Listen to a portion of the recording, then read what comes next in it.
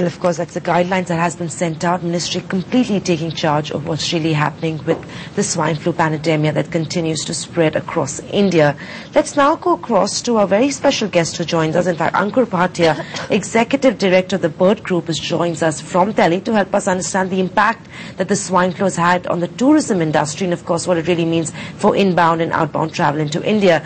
Thanks so much, Mr. Bhatia, for joining us this morning on NDTV Profit. Mr. Bhatia, just to get started, it isn't the peak season for inbound travel into India. The government hasn't issued any sort of advisory either on travel bound into India.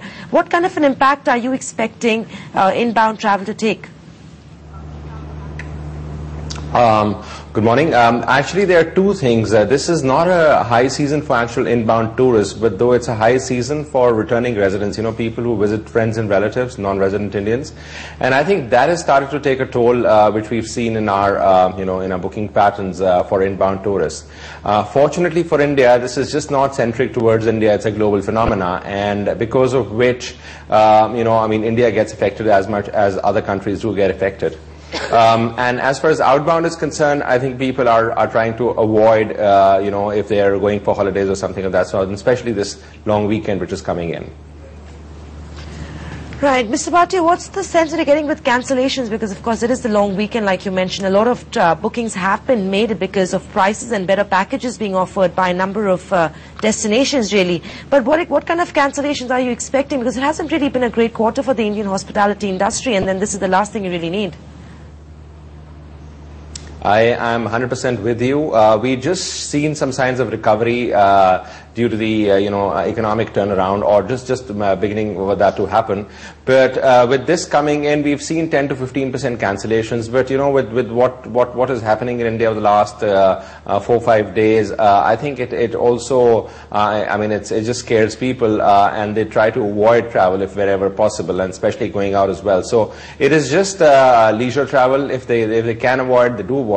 But business travel does not get affected. Of course, people who are traveling, who have to travel, do travel, and of course they can take precautions such as wearing masks when going into crowded places. But as I mentioned to you, the chances for them to get something like that could be the same as in going into a mall or a cinema or getting into a plane. So overall, it's at the end of the day, it's as contagious as normal flu, and it should just pan out over the next couple of days that we still don't have that many amount of cancellations as what SARS reported 4 or 5 years back.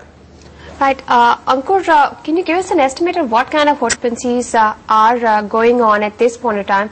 Because over the last couple of months, at least domestically, we've seen airlines reporting better load factors. What has been the effect on hotel occupancy? And you mentioned the cancellations that have happened now. The entire swine flu has been around for a few months. Is it more acute in this week itself? Well, see, it's been more publicized this week, so travel within India might get affected because of this. The effect of hotel occupancies, as you mentioned earlier, that this is not the high season for tourists to come in, so we don't have high occupancies right now in the hotels. But the occupancies were recovering. The average room rates were also started to recover. But with the swine flu, coming in right now, and news of the deaths happening in India does spread abroad, it does impact to a certain extent of people coming into India as well. And as far as people going out, I think it's the same case in Southeast Asia, which is a more sought after destination for for longer weekends, short haul destination. And I think those countries also, because they depend a lot from Indian tourists, that gets impacted to a very large extent as well. But as I mentioned, overall the sentiment is that there is a sign of recovery, I must say, and specifically because last year at the same time we already had seen a dip.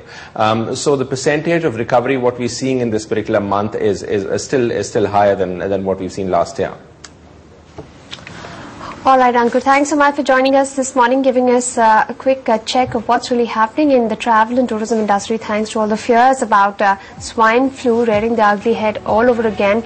Remember, there's a long weekend coming up, and at this point of time, it seems like the appetite for going abroad is reduced, and staying at home seems to be the best idea.